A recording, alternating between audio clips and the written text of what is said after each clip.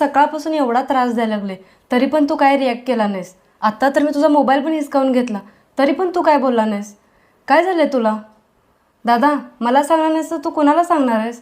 आधी नुसता माझा जरा असा हात जरी लागला तरी तू मला मारायला यायचंस, पण आता तू एवढा शांत झालायस. असं काय झालंय तुला? मला नाही सांगणार तर कुणाला सांगणार? अहो, यावेळेस तुमच्या बहिणीला चांगलं स्थळ आलंय बरं का. मुलगा पण चांगला आहे, घरचे पण चांगले आहेत. बहुतेक यावेळेला आपल्या दीदीचं लग्न ठरते वाटतं.